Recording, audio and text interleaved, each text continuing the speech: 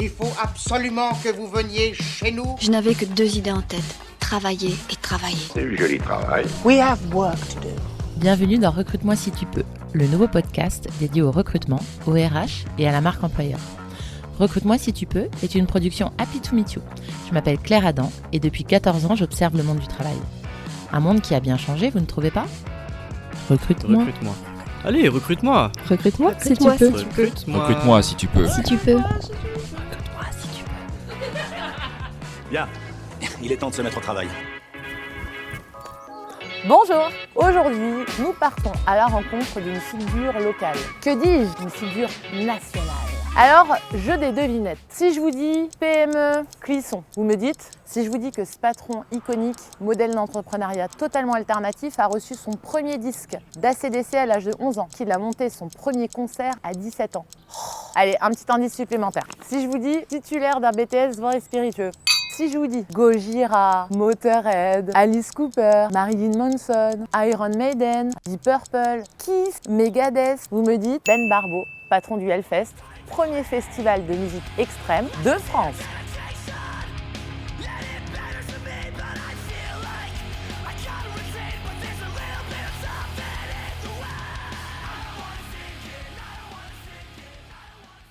Bonjour Ben, merci de nous recevoir. Bonjour, pas de souci, merci à vous. Est-ce que tu veux bien nous expliquer ce que tu fais dans la vie ?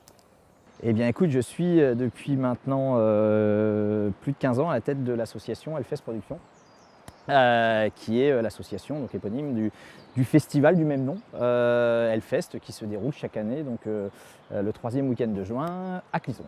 Et toi, on a vu en fait en fouillant un petit peu dans les archives que tu as commencé avec un BTS vin et spiritueux, et du coup je me demandais si moi aussi je veux devenir boss du Hellfest, est-ce qu'il faut aussi que j'ai un BTS vin et spiritueux ? Oh non, ça n'a évidemment rien à voir. Donc moi mes études, effectivement, j'ai toujours été, et je le suis toujours d'ailleurs, passionné de vignoble, du vin, j'aime beaucoup ça. Et puis en parallèle, j'étais évidemment un fan de musique, et donc j'avais déjà des activités associatives dans la musique, et donc au carrefour lorsque j'ai finalement réussi à empocher mon diplôme, ça a également été plus ou moins le moment où la machine de l'organisation de concerts que j'avais mis en place de façon associative a commencé à fonctionner.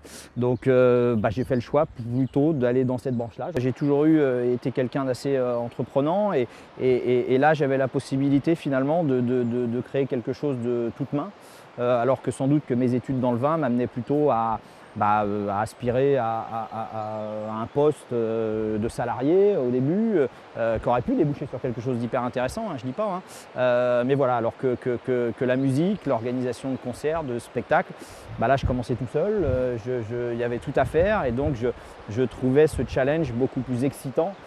Donc effectivement, entre ma passion pour le vin et ma passion pour la musique, il y avait malgré tout quand même une différence en termes de réelle envie.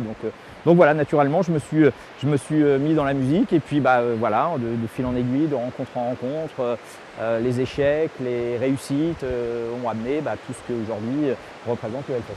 Et alors justement, en parlant d'échecs, alors on le sait, ça n'a pas toujours été simple, le Hellfest c'est pas ta première production. Est-ce que tu pourrais nous citer un récit d'un échec ou d'un coup dur que tu aurais vécu dans ta vie d'entrepreneur, et voir ou de bien vouloir partager avec nous ce que ça t'a appris ? L'échec, si on peut considérer que c'est un échec, parce que j'ai toujours considéré que moi, la vie d'un entrepreneur est faite de hauts et de bas, et que ça fait partie de son histoire, et c'est comme ça qu'on construit quelque chose.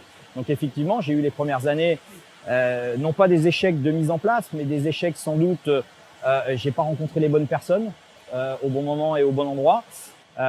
Et ces mauvaises associations, malgré tout, on parle d'échec, mais moi je parle malgré tout de réussite, parce que ça fait partie vraiment de mon apprentissage de ce métier-là. Encore une fois, il n'y a pas aujourd'hui d'études ou de formations qui permettent de devenir producteur de spectacle. Et donc, moi finalement, cette formation, je l'ai acquise à travers justement ces mauvaises rencontres, à travers également ces bonnes rencontres. Et alors, du coup, à la question, si tu avais dû choisir entre l'entrepreneuriat et la musique, tu réponds quoi à une question comme ça ? Je pense que j'ai profondément en moi effectivement cette envie d'entreprendre. Je suis quelqu'un d'assez dynamique, d'assez ambitieux, d'assez rêveur, d'assez naïf.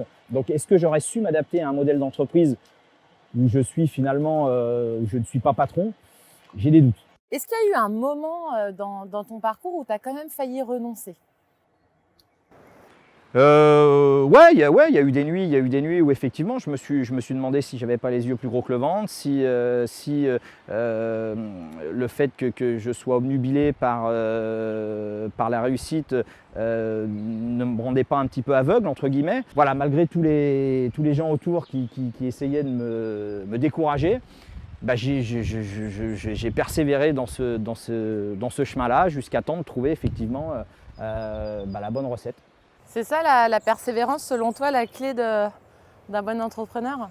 Ouais, il faut y croire, il faut être persévérant, ouais, tout à fait. Je pense qu'il y a plein de choses qui vont avec. Moi, je sais aussi que certainement, quand j'étais très jeune, il y avait un petit peu une petite part de naïveté aussi, c'est-à-dire qu'on prend des risques incommensurables qu'on ne sait pas trop quantifier. Là, maintenant, aujourd'hui, avec mes 38 ans et l'expérience que j'ai, repartir sur un projet aussi fou que le Hellfest que quand j'avais 20 ans, non, je ne pense pas que je le ferai. Je pense que justement, j'aurai un peu plus de recul et d'expérience en me disant « Non mais attends, là c'est beaucoup trop risqué, tu ne peux pas te permettre de… » Voilà, à 20 ans, j'avais rien à perdre. Et on n'a rien à perdre, on y va, on est tout fou. Voilà, que maintenant, avec plus de…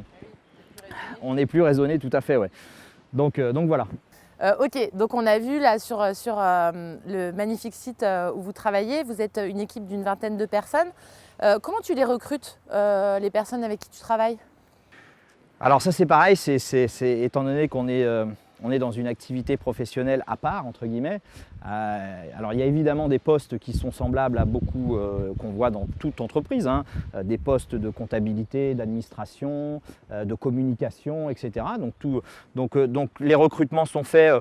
Généralement, ils sont toujours faits sous cinq de la motivation déjà. Il faut qu'effectivement la personne soit en phase avec le projet, avec Hellfest.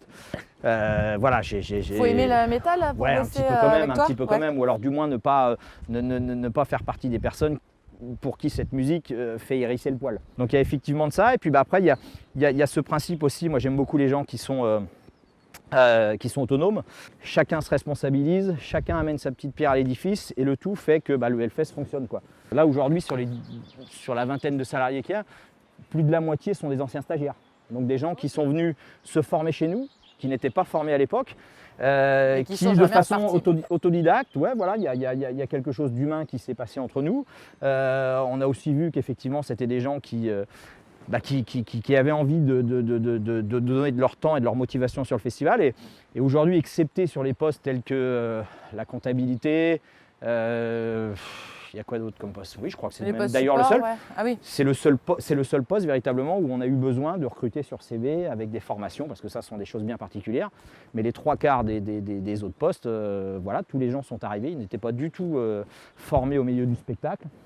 Et tu as également énormément de bénévoles, évidemment, qui travaillent sur le festival. Tu disais 4500. À peu près 4500 chaque année, ouais. Et alors, comment vous les recrutez, ces bénévoles? Alors bon, ça c'est pareil, le besoin en bénévolat sur le Hellfest est exponentiel d'année en année. On a commencé, il y avait 300 bénévoles, on en est à plus de 4500. Parce qu'il y a des gens du coin, il y a beaucoup de gens du coin, ça représente à peu près la moitié des bénévoles. C'était important ça de travailler avec des gens Ah oui, tout à fait, il fallait que le projet, de toute façon, surtout quand on parle de spectacle vivant, qui plus est un festival bruyant, qui va se dérouler sur 3 jours. Si on n'a pas aujourd'hui le soutien de la population locale, des associations locales, le festival ne fait pas long feu. Le festival ne fait pas long feu généralement. Il ne faut pas oublier quand même que malgré tout, pendant 4 jours, Clisson, on passe de Clisson 7000 habitants à plus de 70 000 habitants. C'est effectivement un gros bordel organisé dans la ville de Clisson. Avoir réussi sur une esthétique musicale telle que celle du Hellfest, à fédérer autant de gens autour, à l'intérieur du projet, c'est vraiment le secret aujourd'hui de la réussite. Aujourd'hui, Hellfest Production est organisé sous forme associative, de loi 1901, donc on reste sur les principes de toute association, c'est-à-dire aujourd'hui il n'y a pas de profit généré, de redistribution faite à des patrons, entre guillemets. Pourquoi, je t'arrête, pourquoi est-ce que vous êtes une association et que vous n'êtes pas passé en statut PME? Parce qu'aujourd'hui, le modèle économique du festival est basé effectivement sur l'apport du bénévolat. Et que, évidemment, et bien heureusement d'ailleurs, une société ne peut pas faire appel à du bénévolat si son but premier est effectivement de générer du profit. Nous, le profit qui est fait aujourd'hui chaque année au Hellfest est destiné au réinvestissement chaque année. C'est pour ça d'ailleurs que le Hellfest est un modèle unique aujourd'hui en France. On est le seul festival qui investit sur son terrain, qui a des infrastructures en fixe. Beaucoup de gens actuellement sont d'ailleurs en train de se rendre compte que c'est certainement un modèle qu'ils n'avaient pas vu venir, mais c'est un modèle qui permet aux festivaliers d'être fidélisés parce que les festivaliers se rendent compte que leur argent qu'ils ont mis chaque année permet d'améliorer leurs conditions d'accueil, etc., etc. Nous aujourd'hui, on est le seul festival en France qui vend la totalité de ses billets avant même d'avoir annoncé un artiste. 55 000 places en 2 heures. Voilà, sans annoncer un artiste. Si on en est arrivé à un tel point de fidélisation, c'est parce que justement les gens maintenant, même à l'aveugle, nous font confiance en se disant de toute façon, l'équipe du Hellfest réussira à mener à bien un projet qui va aller dans notre sens. Notre succès, c'est que chaque personne apporte sa pierre à l'édifice et l'ensemble fait que, c'est pas Ben Barbeau qui a monté ça tout seul, ça n'est pas possible d'ailleurs. Donc si ça fonctionne aujourd'hui, c'est que l'ensemble des gens qui y ont participé travaillent main dans la main et apportent un plus, quoi. Écoute Ben, merci beaucoup. Merci beaucoup. Et puis à bientôt. Merci. Merci. Merci à vous tous qui nous avez écoutés aujourd'hui. Je vous rappelle que vous pouvez noter le podcast sur les plateformes d'écoute, le partager, le faire savoir à vos amis. Nous espérons que vous avez passé un bon moment en notre compagnie. Merci à l'équipe de talent qui réalise ce podcast. Merci Léonore, merci Lucie. À très vite dans Recrute-moi si tu peux. Bon, mes enfants travaillez bien. Moi, je vais m'amuser.